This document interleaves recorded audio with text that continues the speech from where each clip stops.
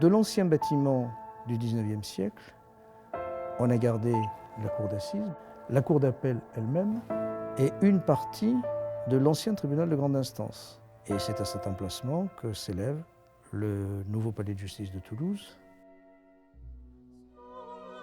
Nous sommes ici au cœur du palais de justice de Toulouse, la Grande Chambre, achevée en 1492. C'est ici que le Parlement de Languedoc tenait ses audiences. Nous voyons les R, c'est le R de République bien sûr, mais si vous le regardez attentivement, ce R en fait est un K, c'est le K de Carolus, Charles VIII. Au XVe siècle, le plafond comportait 247 caissons peints. Les fresques du XVe qui représentent des animaux fantastiques, salamandres, des portraits. L'obélisque porte une inscription latine à Louis XVI et à l'heureux retour des magistrats. Cette chapelle est remarquable par l'autel en marbre et surtout par la toile qui représente un baptême du Christ.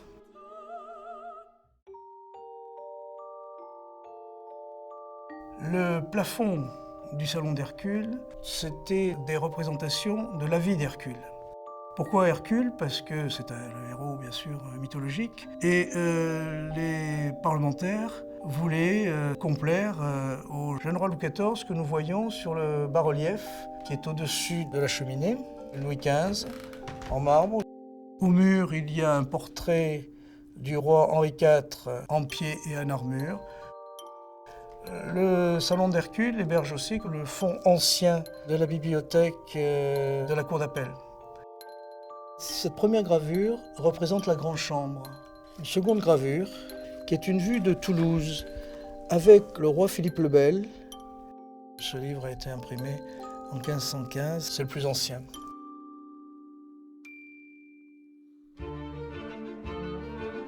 À travers 150 ans de modifications, de restaurations, on a retrouvé la cour d'assises telle qu'elle était conçue par l'architecte au départ, avec ses couleurs, avec ses fresques. Au plafond, nous avons une allégorie, la représentation d'un tableau de Proudhon, dont l'original est au Louvre. La justice divine poursuivant le crime, on voit la malheureuse victime exsangue. Les deux colonnes doriques flanquent le proscénium et la présidence, avec la justice armée du glaive et la balance. La cour d'assises, donc, ils sont jugés les affaires criminelles. Cette pièce qui ne manque ni de majesté, ni d'ampleur, correspond bien à ce qu'on attend d'une cour criminelle.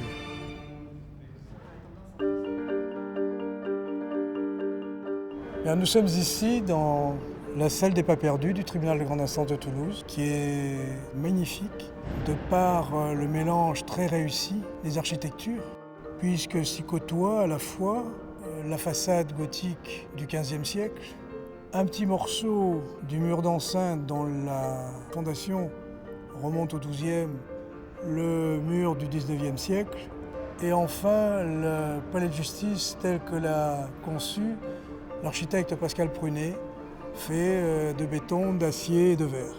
La voûte culmine à plus de 23 mètres du sol. La salle des pas perdus, c'est le forum d'une juridiction où s'y rencontrent auxiliaires de justice, magistrats, avocats, fonctionnaires. L'architecte a voulu, à travers cette pièce, figurer la transparence et la pérennité de la justice à Toulouse.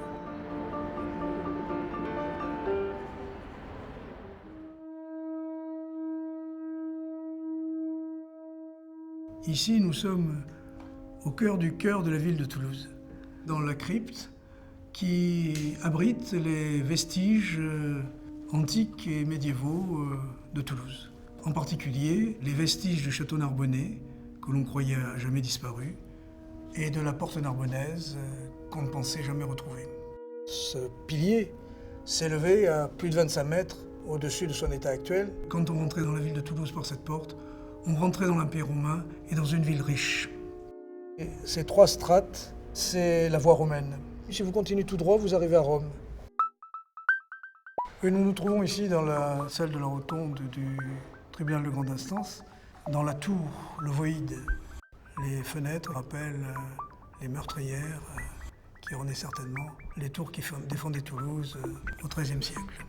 Cette salle a une particularité, c'est qu'elle peut s'ouvrir sur l'extérieur complètement. Vous voyez le mécanisme qui permet d'en ouvrir les portes. Elle avait été conçue pour assurer les audiences solennelles du palais de justice du tribunal de grande instance. Alors, nous arrivons dans l'antichambre du bureau du procureur général, qui est une sorte de forum de croisement. On se rencontre entre magistrats, fonctionnaires à l'occasion. Cette pièce est ornée d'œuvres, de tableaux qui représentent d'anciens premiers présidents de la cour d'appel ou de la cour impériale ou de la cour royale selon les époques. Nous voici dans l'antichambre de la troisième chambre des appels correctionnels. Le mur fait près de 2 mètres d'épaisseur. C'est un vestige de l'enceinte romaine du 1er siècle. Le phylactère, le seul qui soit encore lisible, est à l'adresse des magistrats. Il dit « Ceux qui aiment les présents et courent après les récompenses ne font pas droit à l'orphelin, et la cause de la veuve ne vient pas devant eux. »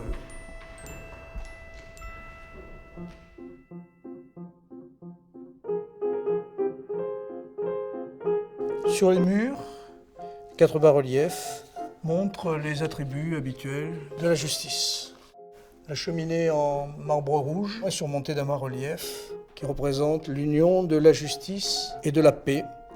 Le plafond du XVIIe est sculpté dans un style baroque et orné de 9 caissons portant diverses allégories, les injures du temps ont conduit à la pose du filet que vous voyez. La grande cheminée Louis XVI est en marbre blanc, parée de feuilles d'acanthe. Ce bureau est surtout remarquable par la présence des tableaux. Notons parmi les premiers présidents, donc vous voyez les portraits, le premier président 2 minutes, baron de Castéra, Jean d'Affis, François de Clary, François de Berthier, Emmanuel de Cambon, et le dernier de nos premiers présidents du Parlement, et il dut émigrer en 1794 pour échapper à la guillotine. Nous sommes arrivés dans la cour que nous appelons provisoirement la cour des Palmiers parce qu'on ne lui a pas encore trouvé vraiment de nom. Cette cour, auparavant, c'était la salle des pas perdus.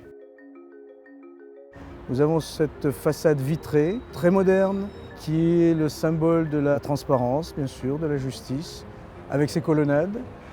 C'est l'arbre de justice qui relie le ciel et la terre et qui inspire les juges, bien sûr.